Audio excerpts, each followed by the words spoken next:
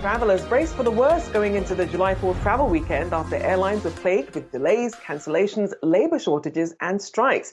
Well, to see how travelers fared and what the rest of the summer season looks like, we're joined by Scott Keyes, founder of Scott's Cheap Flights. Good to have you back, Scott. So the weekend that was, obviously we saw record-breaking travel there on that Friday for air travel. How has the weekend panned out?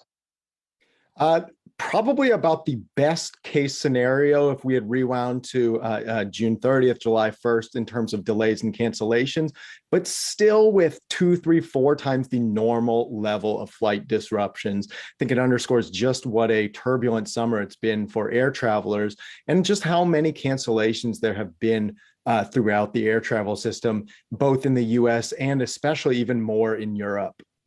Did appear to finish on a high note on a holiday, which is rather remarkable given the dire predictions. American Airlines may have been the exception, and it was a bit of a debacle. What can you tell us about this software issue that impacted some 12,000 flights?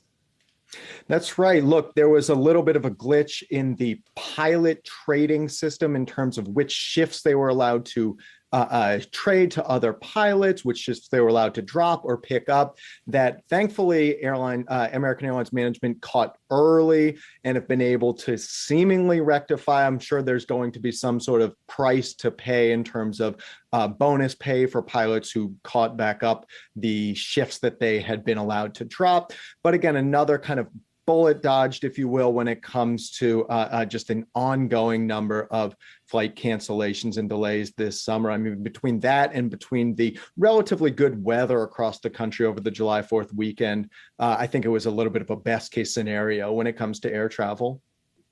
So then, Scott, obviously with that comes a lot of complaints from consumers. What is the best way to get your voice heard and actually get some recourse? It used to be, trying to shame a company, an airline on Twitter. They seem to have gotten a bit numb to that. How do you actually get through to airlines to get some sort of recourse? Yeah, that's the problem with good advice. Once everybody starts following it, then it kind of loses its punch. So here are the things that I like to do. First, if you're choosing your flight, try to choose the earliest flight possible. Those flights get delayed or canceled at far lower rates than flights in the afternoon or evening. Second, if you do need to get a hold of the airline, try calling their international phone offices. American Airlines doesn't just have their main US hotline. They've also got a hotline in Canada and Mexico and the United Kingdom and Australia. And agents in those international offices can handle your reservation just the same as US-based agents can. But it takes 1/10 of the time to get through to an agent because nobody else in the US is calling them. The final thing that I would say is that don't forget that you can negotiate your compensation, that if the airline does need volunteers to get bumped to take a later flight and you have some flexibility in your schedule, don't just take the first offer that they give.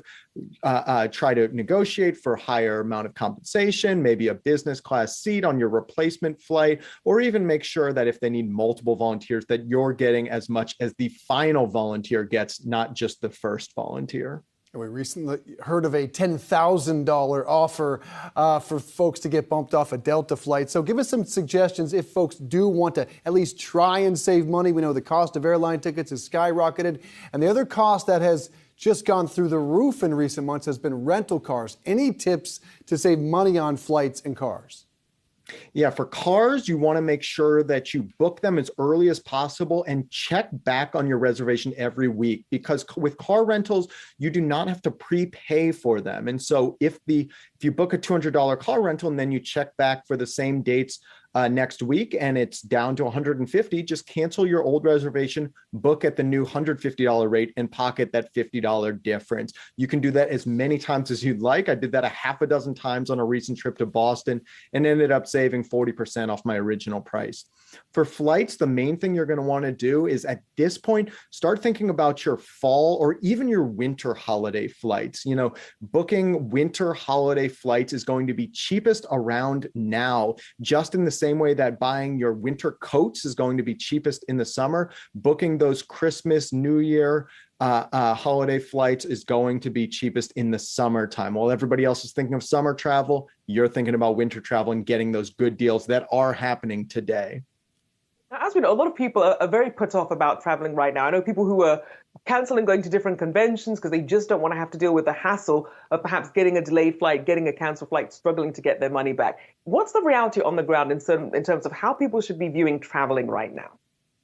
That's right. Look, there's a perception out there that travel is absolutely bonkos at the moment, that, so many flights are getting canceled. And I'm getting questions all the time. Scott, should I just go ahead and cancel my flight preemptively, cancel this trip because I hear about all these flight cancellations?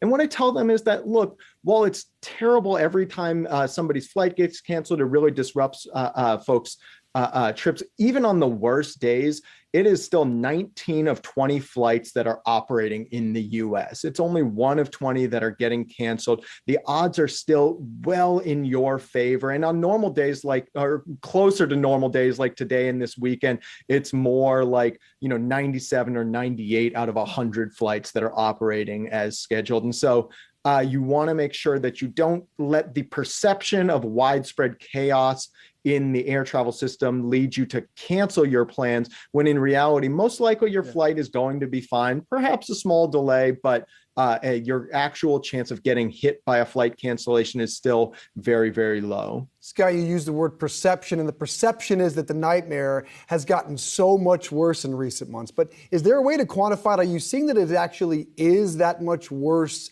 than pre-pandemic? Or are we just reporting about it, talking about it, feeling it more?